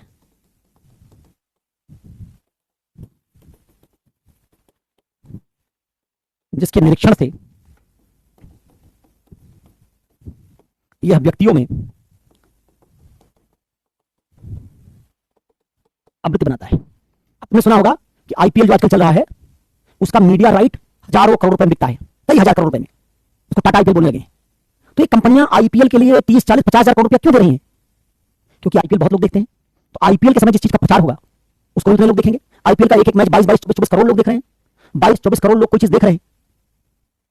तो अगर आपने एक प्रोडक्ट का 10 सेकंड का विज्ञापन दिया तो उसका मतलब एक एक आदमी ने, उस 22.5 करोड़ आदमी ने आपके 10 सेकंड के विज्ञापन को देखा, कंज्यूम किया। इसका 22.5 करोड़ लोगों में उस इच्छा की पैदा होने की संभावना बढ़ गई। मान लो 22.5 करोड़ में पूरे आईपीएल में एक विज्ञापन देखते देखते 1% लोगों में भी एक इच्छा बन गई, तो 1 करोड़ लोग उपभोक्ता बन गए उस प्रोडक्ट के। और 1 करोड़ लोग अगर किसी कंपनी के किसी प्रोडक्ट को खरीद लेंगे तो उस कंपनी का लाभ कई गुना बढ़ जाएगा। तो जो पूरा मार्केट का विज्ञापन का आइडिया है, ये अद्भुत निर्माण का आइडिया है। अब मार्केट अपने तरीके से आपको उदाहरण दिया था ना, गोरेपन की क्रीम। कहा कि एक लड़के में क्या डिजायर हो सकती है? 17-18 साल का लड़का, अभी हार्मोन्स उफान पर है। 18 साल का लड़का जवान हो रहा है, हार्मोन्स कंट्रोल नहीं होते, विपरीत लिंग के प्रति बड़ा आकर्षण होता है, लड़की से दोस्ती करना चाहता है, लड़की भाव ही नहीं दे रही, लड़की पितृसत्ता वाली, समझती लड़कों से बात करना गलत है, परेशान है बेचारा, लड़की के आगे पीछे दौड़ रहा है। अब पितृसत्तात्मक समाज में बाजार ने इसको समझ लिया, समझा कि पुरुषों में, खासतौर पर पितृसत्तात्मक समाज के पुरुषों में, जहां वो लड़कियों के साथ समाज में मिक्स नहीं करते, बचपन से उनके साथ पढ़ते नहीं, लड़की लड़कों के स्कूल कई बार अलग अलग हो जाते हैं, माँ बाप मिलने जुलने नहीं देते लड़के लड़कियों को, तो उनमें विपरीत लिंग के प्रति आकर्षण बहुत ज्यादा है। अगर कुछ ऐसा दिखा दिया जाए कि ये वाला प्रोडक्ट तुम यूज कर लो तो लड़की तुमसे बात करने चली जाएगी, तो वो प्रोडक्ट यूज करने की लड़कों में संभावना बढ़ जाएगी, क्योंकि लड़कियों से दोस्ती करना चाहते हैं। और ये प्रोडक्ट कह रहा है किसके यूज करने पर दोस्ती की संभावना बढ़ जाएगी। अब दिखाया कि तुम थोड़े सांवले हो, कॉलेज में जाते हो, इसलिए लड़की शायद तुम्हारे पास नहीं आ रही है। अगर तुम गोरे हो जाओ तो लड़की तुमसे दोस्ती करना चाहिए। तो तुम्हारे एक साथी ने विज्ञापन आया, विज्ञापन में दिखाया, तो तुम्हारे साथी ने बताया, उसकी बहुत सारी लड़कियां दोस्त हैं, उसने तुमको बताया कि ये वाली क्रीम है, लगाओ, 7 दिन में तुम्हारा सांवलापन 7 टोन निकल जाएगा। दिखा था उस विज्ञापन में 7 अलग अलग शेड 7 दिन में निकल गए, और 7वें दिन आदमी गोरा होकर निकल आया। दिखाया उस विज्ञापन में कि 7वें दिन जब क्रीम लगाने के बाद लड़का कॉलेज जाता है तो सारी लड़कियां दोस्ती के लिए टूट पड़ती हैं उसमें। अब जितने भारत में 18 20 22 साल के लड़के जो लड़कियों से दोस्ती करने के लिए परेशान हैं, इस विज्ञापन ने उनको ये दिखा के, निरीक्षण करवा के, उनके मन में इस क्रीम के प्रति सकारात्मक आवृत्ति बनाने की कोशिश की कि ये वाली क्रीम लगाओगे गोरे हो जाओगे, और गोरे हो जाओगे तो लड़की दोस्ती कर लेगी। एक दिखाया परफ्यूम कि एक परफ्यूम छिड़का, लड़कियां एकदम आपके ऊपर गिरने लगी। एक गुटखा खाया, गुटखा खाते स्वैग आ गया आप में, लड़की दोस्ती करने के लिए परेशान है। इसलिए भारत में पितृसत्तात्मक समाज है हमारा। पितृसत्तात्मक समाजों में पुरुषों स्त्रियों के बीच गैप होता है, काफी बात नहीं करते, कल्चरल बैरियर होता है, इसलिए दोनों लिंगों में एक दूसरे के प्रति आकर्षण है। तो क्या किया? ऐसे ढेर सारे विज्ञापन दिखाए कि गुटखा खाओगे तो लड़की आ जाएगी बात करने के लिए, इलायची खाओगे लड़की आ जाएगी, परफ्यूम डीओ लगाओगे लड़की गिर पड़ेगी, क्रीम लगा दोगे लड़कियां दोस्ती कर लेंगी, हर चीज के साथ लड़की को जोड़ दिया। तुम बाजार का कोई विज्ञापन देखो, 10 विज्ञापन देखोगे, 10 में से 8 लड़की आएगी कोई ना कोई प्रचार करने के लिए। और क्या करेगी लड़की? उस प्रचार में, उस प्रोडक्ट का प्रचार करके अपने थ्रू, जो तुम्हारे मन में लड़की के प्रति आकर्षण है, उसके थ्रू वही आकर्षण उस वस्तु के प्रति पैदा करने की कोशिश कर रही है। अब वो आकर्षण अगर पैदा हो गया वस्तु के प्रति, लड़की के सहारे कभी पेस्ट कर रही है, कभी साबुन लगा रही है, कभी परफ्यूम लगा रही है, कभी गोरे लड़के से दोस्ती कर रही है, कभी इलायची खाने वाले के पास जा रही है। इससे तमाम ये प्रोडक्ट जो है इनके उपभोग करने की हमारी प्रवृत्ति बढ़ जाएगी। इससे बाजार में क्या होगी? डिमांड बढ़ जाएगी। तो पूरा मार्केट क्या करता है? अभिवृत्ति बनाने पे लगा हुआ है और ये अलग अलग तरीके से पहचान लेता है। देखोगे अलग अलग कल्चर्स में जाओ, अगर तुम यूरोप की कंपनियों का विज्ञापन देखोगे वहां सब नहीं दिखाया जाएगा कि लड़की भाग के आ गई, क्योंकि वहां स्त्रियां इतना ज्यादा हमारे पुरुषों के डिजायर में नहीं है, क्योंकि दोस्ती पहले से 16 17 18 साल से ही पुरुष स्त्री गर्लफ्रेंड बॉयफ्रेंड है, कोई मिस्टेक नहीं है, कोई रहस्य नहीं लड़कियों के लिए। लेकिन भारत में, पाकिस्तान में, बांग्लादेश में तो कोई विज्ञापन लड़की के बिना बनेगा ही नहीं। यूरोप में ऐसा नहीं हुआ। अलग अलग कल्चर से क्या करते हैं हम इस निरीक्षण के आइडिया को यूज करके उसी कल्चरल आइडिया को उसके साथ जोड़ के बाजार के प्रोडक्ट्स की मांग पैदा करते हैं। अब कोई कार्टून नेटवर्क चल रहा होगा, बच्चा देख रहा है, बच्चे में किसका एटीट्यूड बनाएंगे? बच्चा तो लड़का लड़की जानता नहीं, तो 18 साल का होगा तो लड़का लड़की समझेगा।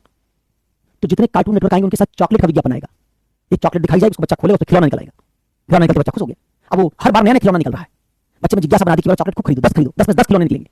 अब बच्चे ने कार्टून नेटवर्क देखा, उस कार्टून नेटवर्क को देखते देखते एक चॉकलेट का डिजायर पैदा हो गया। अब जो बाजार में जाएगा तो बहुत सारे चॉकलेट में वही वाली चॉकलेट मांगेगा कि वो दे दो, उसमें चॉकलेट भी खिलौना भी है। तो जो वर्ग है उसके हिसाब से निरीक्षण करवाते हैं। रात में पहले, आजकल तो मैं जानता नहीं, टीवी तो देखता नहीं, 5-8 साल पहले ऐसा होता था कि रात में 10:30-11 बजे के बाद से धार्मिक तमाम तंत्र मंत्र वाला हर चैनल पे निरीक्षण करवाना शुरू कर देते थे। दिखाते थे एक लड़की है, जाती है, उसको कुछ लड़के बुरी निगाह से देखते हैं। उसकी एक सहेली ने बताया उसको कि एक अल्लाह का वच यंत्र आता है, उसको पहन लो तो लड़कों की बुरी निगाह उसे टकराती है और एकदम उसे प्रतिक्रिया होती है और सब लड़के दूर हो जाते हैं।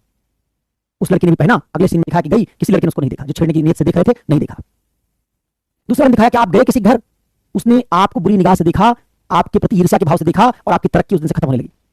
बुरी निगाह आपके ऊपर पड़ गई, दिखाते आंख से निगाह निकली और आपके अंदर चली गई, आपका व्यापार चौपट होने लगा, आप पता नहीं कर पा रहे क्या हो रहा है। अचानक आपके किसी साथी ने सलाह दी कि एक हनुमान का एक लॉकेट है, वो पहन लो सब ठीक हो जाए। आपने पहना, इस बार फिर उस आदमी ने आपको उस निगाह से देखा, ईर्ष्या से, जलन से, लेकिन इस बार उसकी निगाह टकरा के उसी तरफ लौट गई।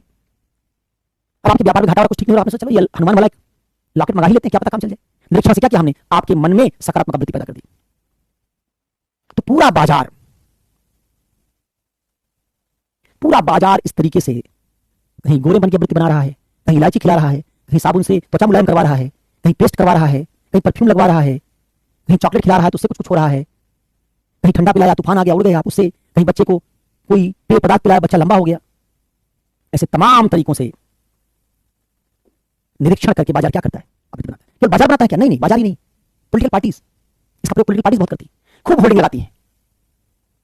अब की बार फला सरकार, विकास के रास्ते पर चल रही सरकार, डबल इंजन सरकार, एक्सप्रेस वे का प्रदेश, 4 धाम यात्रा कीजिए, फला ये कॉरिडोर बना दिया महाकालेश्वर में, उज्जैन में, फला काशी का कॉरिडोर देखिए, फला ये मंदिर बन गया, फला बुलेट ट्रेन चलने जा रही है। खूब होर्डिंग लगाते हैं। होर्डिंग लगा क्या करते हैं? वोटर के दिमाग में उस पॉलिटिकल पार्टी की पॉजिटिव इमेज बनाते हैं, जिससे उसके प्रति आपका एटीट्यूड पॉजिटिव हो जाए। जैसे बाजार चाहता है उसका प्रोडक्ट खरीदो, वैसे पॉलिटिकल पार्टी चाहती है उसके सपोर्टर बन जाओ, उसको वोट करो। कब करोगे किसी पॉलिटिकल पार्टी वोट? जब उसके तुम्हारी वृत्ति सकारात्मक होगी। कैसे होगी सकारात्मक? अगर पॉलिटिकल पार्टी कुछ ऐसी चीजों को ढूंढे और उसका बार बार आपके दिमाग में बम्बार्डमेंट करे, खूब होर्डिंग्स लगवाए, आते जाते आप जहां निगाह उठाएं आपको उसी नेता की होर्डिंग दिखने लगे, पेट्रोल पंप पर होर्डिंग, फला यहाँ गैस स्टेशन पर होर्डिंग, एक्सप्रेस वे पे होर्डिंग, अलग टीवी खोला वहां आ गए, उज्ज्वला योजना लेके, जनधन खाता लेके। आपको भरोसा होने लगा देश बहुत तेजी से आगे बढ़ रहा है, बड़ा काम हुआ है, आप उस पार्टी के क्या बन गए? सपोर्टर। तो पॉलिटिकल पार्टियां भी इसी निरीक्षण के लिए हजारों करोड़ रुपए विज्ञापन पर खर्च करती हैं। और आजकल तो बाबा भी इसी में लग गए हैं। बाबा लोग आस्था चैनल पे, संस्कार चैनल पे, यूट्यूब पे अपना चैनल बना के अलग अलग तरह की समस्याओं का समाधान कर रहे हैं। मौलवी बैठे हुए कोई भूत प्रेत भगा रहे हैं। एक मौलवी बता रहा था कि देखो पत्नी को नियंत्रित रखना चाहिए, इस्लाम में ये बात कही गई, पत्नी नियंत्रित रहनी चाहिए पति से, लेकिन अब मार पिटाई नहीं करनी चाहिए। तो पूछा कैसे नियंत्रित रहेगी? कहा ऐसा करना, रुमाल से मार देना, सांकेतिक मार हो जाएगी। उसने पूछा कि अब तो हम लोग मार पीट नहीं सकते, तो ठीक नहीं माना जाता, तो क्या करें? मौलवी ने कहा कि ठीक है कोई बात नहीं, ऐसे नहीं मार सकते, रुमाल से मार देना, चोट भी ज्यादा नहीं लगेगी और नियंत्रित भी रहेगी। बड़ा पॉपुलर चैनल है वो, मिलियंस में लोग उसको देखते हैं। तो ये इधर बाबा ने निरीक्षण करवाने के लिए चैनल बना रखा, उधर मौलवी लगा हुआ है। पूरा सोशल मीडिया इसी सब्सक्राइबर को बना के आपको जो बात पसंद हो, जो तुमको हो पसंद वही बात कहेंगे, तुम दिन को अगर रात कहो रात कहेंगे। पूरा सोशल मीडिया उसी निरीक्षण के माध्यम से अलग अलग चैनल का सब्सक्राइबर बनाने पर तुला हुआ है। कोई जर्मनी में बैठ के विपक्षी दलों का प्रवक्ता बन गया, कोई इंडिया में बैठ के सरकार का प्रवक्ता बन गया। कि सारे चैनल आज की डेट में एटीट्यूड कंट्रोल करने के चैनल हैं। कुछ इंस्टीट्यूट का चैनल 10-10, 15-15, वो कुछ इंस्टीट्यूट अपने सकारात्मक वृत्ति बनाने पर लगी हुई है। कोई टीचर लगा हुआ है आपको बदलाने में। सब जगह जो आप ये पूरा सोशल मीडिया और मीडिया पाते हैं, ये सारा मीडिया, सोशल मीडिया, चाहे उसमें शिक्षक हो, चाहे बाबा हो, चाहे नेता हो, ये सब एटीट्यूड कंट्रोल करने के लिए इस निरीक्षण का क्या कर रहे हैं? सहारा लेते हैं। समझ आई? तो तुम समझ गए कि आवृत्ति बनाने के तीन बड़े जरिए हैं। एक शास्त्रीय अनुबंधन, एक क्रिया प्रस्तुत अनुबंधन और एक निरीक्षण। निरीक्षण में मैंने आपको बाजार, मीडिया, समाचार चैनल, सोशल मीडिया, इनका उदाहरण दिया कि ये सब आज निरीक्षण के द्वारा, कई बार प्रोपेगेंडा, कई बार गलत खबर घटना हुई होती बांग्लादेश में, दिखा देते हैं भारत में हुआ है, उससे आपके एटीट्यूड को कंट्रोल करने की कोशिश करते हैं।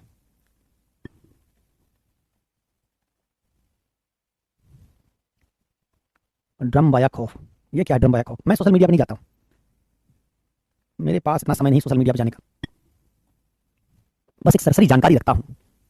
मैं सोशल मीडिया पे केवल स्पोर्ट्स देखता हूं, न्यूज़ देखता हूं, कुछ न्यूज़ देखता क्या हूं, पढ़ता हूं, 2 4 6 10 लोगों के एनालिसिस सुनता हूं अलग अलग जो दुनिया में है। यही मेरे सोशल मीडिया से इंटरेक्शन का। वाइल्ड लाइफ देखता हूं, जानवरों की दुनिया देखता हूं, कुछ ट्रैवलर्स हैं, जैसे पाकिस्तानी ट्रैवलर है अबरार, बाइक से दुनिया घूमता है, उसके कुछ ब्लॉग्स देखता हूं। तो ट्रैवल ब्लॉग्स, स्पोर्ट्स का कुछ कम देखे जाने वाले पत्रकार जिनके सब्सक्राइबर ज्यादा नहीं है, ज्यादा सब्सक्राइबर वाले सब एजेंडा वाले हैं, उनमें तुम चाहे वो विपक्ष वाले को ले लो चाहे सत्ता पक्ष वाले को ले लो, सब सब्सक्राइबर के चक्कर में पड़े हुए हैं। अब उनका सब्सक्राइबर बेस एक बन गया, वही बात कहेंगे जो उनके सब्सक्राइबर को पसंद आएगी। उनके चैनल पर उनकी हाँ में हाँ मिलाने वाले लोग होते हैं 90%। ड्रम वाला केस, अरे तो यही ड्रम वाला केस ही देखना बचा है क्या? कहां थे अमन? तुम्हारा नाम अमन है, शांति के संदेश के साथ तुम्हारा नाम जुड़ा हुआ है। अमन की आशा, भारत पाकिस्तान के बीच एक इनिशिएटिव चलता था, इतनी देर से आए। मैंने कहा ना, मैं किसी मेन स्ट्रीम वाले को जिसका सब्सक्राइबर बेस बड़ा होता है उसको नहीं देखता हूं, क्योंकि वो अब तुमको समझ में नहीं आता, लेकिन वो सब अब लाइन अपनी ले चुके हैं। जिसकी लाइन फिक्स हो गई है, जिसने अपनी लाइन फिक्स कर ली है कि मैं सरकार के विरोध में रहूंगा, मैं सरकार के पक्ष में रहूंगा, उसको सुनने लायक कुछ बचा नहीं है। उसको सुनने से पहले पता होता है कि सरकार का विरोध बताएगा, ये सरकार का पक्ष लेगा, इसलिए उनको सुन के अपने अंदर और जहर भरते हैं, अपने अंदर और बायस भरते हैं, पक्षपात अपने अंदर भरते हैं। क्योंकि सोशल मीडिया एक अब इकोनॉमिक्स बन चुका है, उसे कमाई होती है, वो केवल सच बोलने का प्लेटफॉर्म नहीं। क्या चलिए छोड़ी इस बात को, नहीं कोई मीडिया निष्पक्ष नहीं, आज का कोई मीडिया निष्पक्ष नहीं, ना सत्ता पक्ष ना विपक्ष, कोई मीडिया निष्पक्ष नहीं है। दोनों मीडिया अपनी अपनी लाइन लेके काम कर रहे हैं, उनको पता होता है निष्कर्ष उनके फिक्स है, पहले से क्या दिखाना है। सांस्कृतिक प्रतीक धारण करना गलत है क्या? ये डिपेंड करेगा, सांस्कृतिक प्रतीक धारण करना। अगर तुम औरत होने के नाते सांस्कृतिक प्रतीक पहनती हो तो सही नहीं होगा, लेकिन अगर तुम सुंदरता के कारण, किसी और बात के कारण पहनती हो, तो बड़ी थिन लाइन है। तुम कल को कहते हो सिंदूर लगाना सर मुझे सौंदर्य के नाते अच्छा लगता है, सवाल ठीक है कि लड़कियां क्यों लगाती, लड़के क्यों नहीं लगाते? तुम कहते हो पायल पहनना मुझे अच्छा लगता है, तो सारी पायल लड़कियां क्यों पहन रही हैं? तो बड़ा ना एक मुसीबत है इसके साथ। कई बार लोग इसको जस्टिफाई करते हैं कि हमारी संस्कृति है, तो तुम्हारी संस्कृति बात समझ में आ गई, लेकिन लड़कियों को ही क्यों पहना रहे हो? लड़के पायल पहन के चले झुन झुन झुन, क्या गड़बड़ होगा? अगर पायल इतनी शानदार चीज है तो लड़कों को क्यों नहीं पहनाते? एक जोड़ी लड़के पहन ले, एक जोड़ी लड़की पहन ले, दोनों झुनझुन करते चले। तो मैं सिर्फ ये जानना चाहता हूं कि सांस्कृतिक प्रतीक को तुम कैसे मानोगे कि तुमने उसको अपनी मर्जी से पहना है, औरत होने के नाते नहीं पहना है? तो ये बड़ा एक डिबेटेबल मामला है।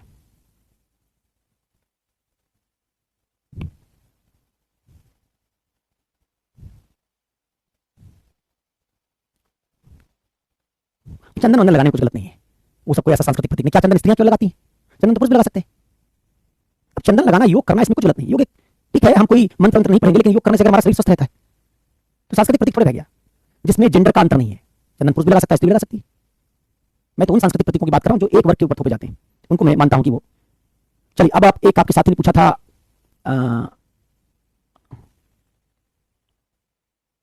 सांस्कृतिक रंगों का भाव हो जाएगा। क्यों रंगों का भाव हो जाएगा भाई? किसने कहा कि रंग मत लगाओ? मतलब सिंदूर से रंग बचा हुआ है क्या?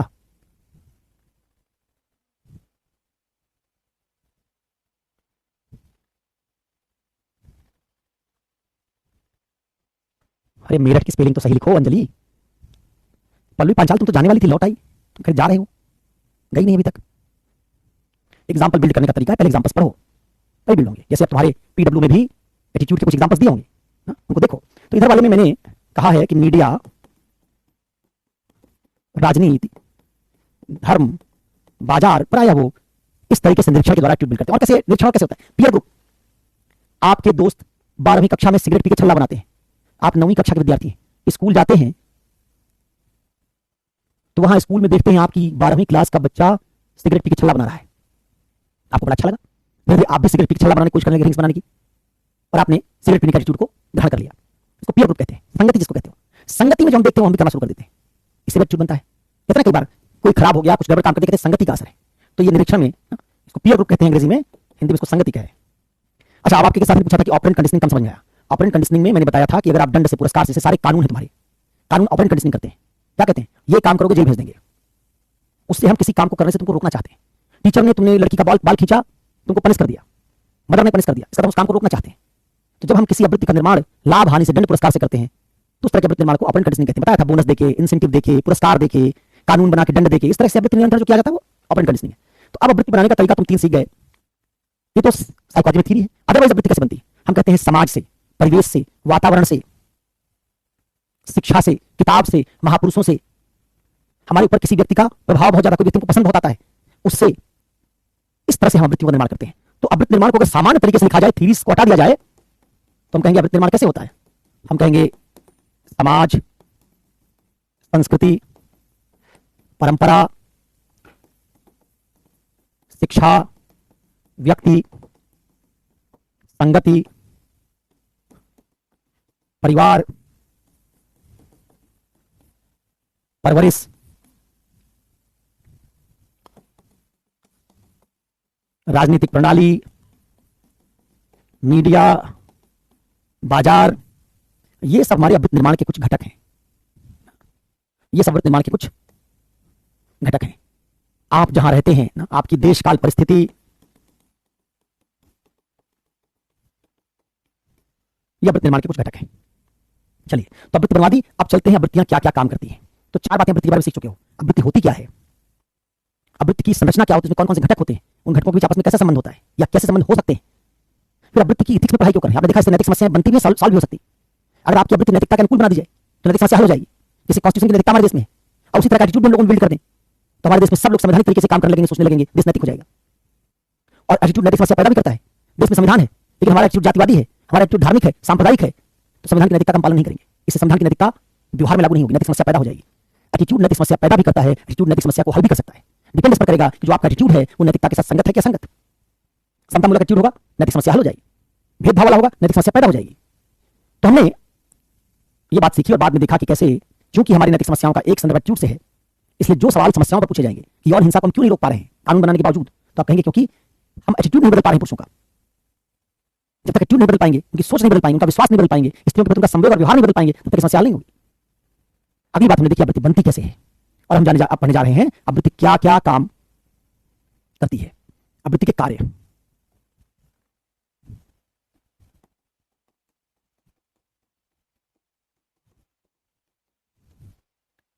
चार कार्य मैं बताऊंगा, 4 कार्य हम लोग सीखेंगे। एक कार्य है जिसको कहते हैं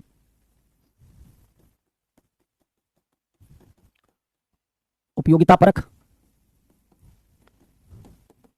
या अनुकूलन का कार्य। हालांकि इन दोनों में थोड़ा सा अंतर है, लेकिन मैं एक साथ पढ़ाता हूं इसको। इसको एडजेस्टिव या यूटिलिटेरियन फंक्शन कहते हैं।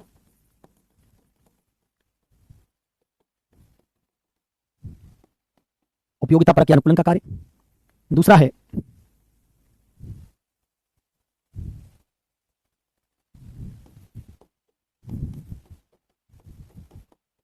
मूल्य प्रकटीकरण कार्य, अंग्रेजी में कहते हैं वैल्यू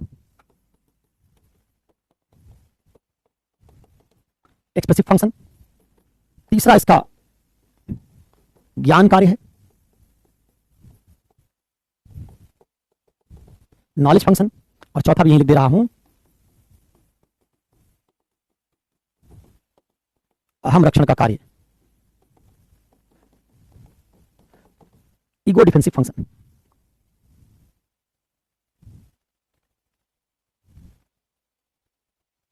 रैप क्या होता है पल्लवी? रैप क्या है? रैप एक पॉप। कोमल भटेजा जी एटीट्यूड के, फिर हम यूनिट 6 और 7 पढ़ेंगे और केस स्टडी करेंगे। आगे की योजना यही है। आप चलिए,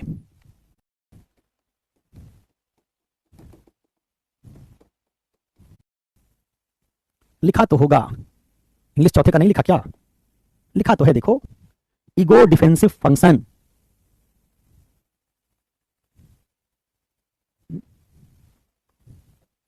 नहीं सॉरी, का मतलब नहीं, लेकिन सिलेबस तो तुम्हारे पास होगा ही।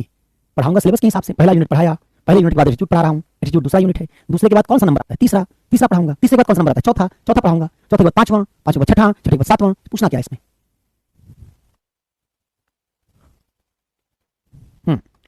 देखिए, इसके लिए इसमें हमको सीखना है कि अभिवृत्तियां व्यक्ति को अलग अलग परिस्थितियों में अनुकूलन करना सिखाती हैं।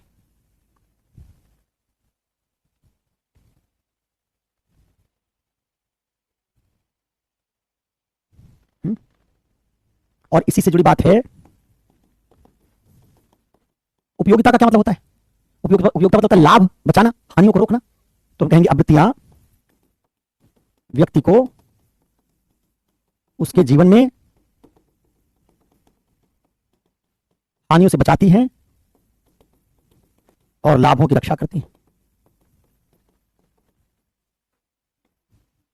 ठीक है।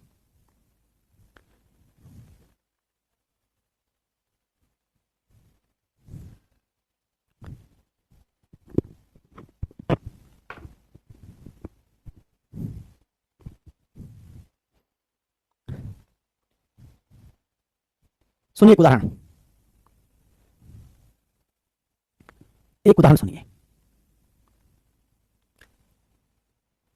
इस उदाहरण से सीखिए कि कैसे आवृत्तियां हमारे जीवन में अनुकूलन में मददगार होती हैं, लाभों को बचाती हैं, हानियों को रोकती हैं। एक उदाहरण है, कई उदाहरण मैं दूंगा, लेकिन पहले वाला समझाने वाला और बाद वाले उदाहरण जो होंगे उनको लिखने में आप इस्तेमाल कर सकेंगे। देखो, एक उदाहरण है जिसमें हम दो कैरेक्टर्स को लेंगे और इन कैरेक्टर्स में एक कैरेक्टर होगा जो ज्ञानी ज्यादा होगा, नॉलेजेबल ज्यादा होगा, लेकिन उसके पास जरूरी आवृत्ति जो चाहिए वो नहीं होगी। ज्यादा ज्ञान रखने के बावजूद वो आदमी लाभों की रक्षा नहीं कर पाएगा और हानियों को रोक नहीं पाएगा, लाभ बचा नहीं पाएगा, हानि रोक नहीं पाएगा। तो हम कहेंगे उसके ज्यादा ज्ञान से कोई फायदा नहीं हुआ। दूसरी बात, हम उसी या पहली बार ही मान लो एक हम कम ज्ञानी लेंगे, उस उदाहरण में एक बार हम कम ज्ञानी लेंगे और ये कम ज्ञानी व्यक्ति के पास एटीट्यूड दे देंगे जो परिस्थिति एटीट्यूड से उसमें होगा। आप पाएंगे कि वो कम ज्ञानी आदमी, ज्ञान कम है लेकिन एटीट्यूड है, इसलिए उस नुकसान को होने से रोक देगा। अगर ऐसा उदाहरण हमने बना लिया तो हम क्या निष्कर्ष निकाल लेंगे कि अगर आपके पास सही एटीट्यूड है, ज्ञान भले ना हो, तो आप जिंदगी में सफल हो जाएंगे, लाभ अपने बचा लेंगे। लेकिन अगर आपके पास आवृत्ति नहीं है और ज्ञान बहुत ज्यादा है तो आप जिंदगी में फेल करेंगे। आप ज्यादा ज्ञान होने के बावजूद आवृत्तियों के अभाव में अपने लाभों की रक्षा नहीं कर पाएंगे। ठीक है। अगर ऐसा उदाहरण बना लें तो इससे निष्कर्ष क्या निकाल लेंगे? किस मतलब हमारी जिंदगी में हमारा ज्ञान नहीं, हमारा नॉलेज नहीं, हमारे कौशल और हुनर नहीं, बल्कि हमारे इंपॉर्टेंट एटीट्यूड तय करते हैं कि हम कितने ऑल्टीट्यूड तक जाएंगे। एक लाइन है, attitude determines altitude in life. आप कितना उड़ेंगे, कितना ऊपर तक पहुंचेंगे, ये एटीट्यूड तय करेगा, ज्ञानवान नहीं। और इसके बहुत सारे उदाहरण, जैसे मैं जो उदाहरण बनाने जा रहा हूं तो सुनेंगे आप, लेकिन उससे जाने से पहले आप देखें, आईआईएम अहमदाबाद भारत का सबसे बड़ा बिजनेस स्कूल है। उस आईआईएम अहमदाबाद से जो लोग पढ़ के निकलते हैं उनको मैनेजमेंट थ्योरीज का बहुत ज्ञान होता है, सारी मैनेजमेंट की, सारी बिजनेस की थ्योरी जो जानते हैं। लेकिन क्या इस आईआईएम से पढ़ने वाला एक विद्यार्थी जिसने पोस्ट ग्रेजुएशन किया, एमबीए कर लिया, क्या वो धीरू भाई अंबानी बन जाएगा? अगर आप कहेंगे नहीं, तो क्या कहेंगे? धीरू भाई अंबानी के पास बिजनेस का उतना थियोरेटिकल नॉलेज नहीं जितना आईआईएम के एमबीए के पास है, लेकिन धीरू भाई अंबानी के पास सही एटीट्यूड था। उस सही एटीट्यूड से धीरू भाई अंबानी ने क्या, बिजनेस एम्पायर बना दिया। और दूसरी तरफ भारत के सबसे प्रतिष्ठित आईआईएम अहमदाबाद से पढ़ने वाले लोग धीरू भाई अंबानी नहीं बन पाते। हमारे गांव में, हमारे कस्बों में जो गांव के सरपंच का चुनाव जीतता है आदमी, वो पॉलिटिकल साइंटिस्ट नहीं है, विधायक पॉलिटिकल साइंस नहीं जानता बहुत। अब बहुत पॉलिटिकल साइंस जानने वाले लोग विधायक नहीं बन पाते हैं। इसका मतलब है कि आपको बहुत पॉलिटिकल साइंस आता होगा लेकिन चुनाव में हार जाएंगे क्योंकि आपके पास सही एटीट्यूड नहीं है। राजनीति में अनुकूलन के लिए जो एटीट्यूड चाहिए, गांव के आदमी को संतुष्ट करना, विधानसभा के आदमी को संतुष्ट करना, वो आपको नहीं आता, आप हार जाएंगे। बहुत ज्ञानी है, बहुत पॉलिटिकल साइंस जानते हैं, हार जाएंगे। दूसरा आदमी जो गांव की राजनीति कर रहा है, विधानसभा की राजनीति कर रहा है, पॉलिटिकल साइंस की एक भी थ्योरी नहीं जानता, चुनाव जीत जाएगा। क्या अंतर है? हमारे देश में ज्यादातर विधायक जो हैं बहुत ज्ञानी नहीं है लेकिन उनके पास पॉलिटिकल एटीट्यूड है, और हमारे देश में बहुत सारे ज्ञानी लोग वो पॉलिटिक्स में जाएंगे तो फेल कर जाएंगे। अब ये जो बात मैंने बताई, उदाहरण थोड़ा लंबा, इसलिए आज नहीं दूंगा, कल दूंगा। आज उदाहरण पूरा बनाने का मौका नहीं मिलेगा, क्योंकि उस उदाहरण को पढ़ाने में कम से कम 20 मिनट लगेगा, 15-17 मिनट, और आप थैंक यू बोलेंगे। तो इसलिए उससे पहले मैं ही थैंक यू बोल देता हूँ कि आप बेइज्जती करें मेरी कि हम जा रहे हैं, उससे पहले मैं ही कह देता हूँ कि मैं जा रहा हूँ, कम से कम इज्जत तो बची रहेगी। तो कल हम जब मिलेंगे, अनुकूलन का मतलब होता है भाई एक्लेमेटाइजेशन, किसी परिस्थिति में अपने आप को ढालना, उस परिस्थिति के अनुरूप निर्णय लेना, इसको अनुकूलन कहते हैं।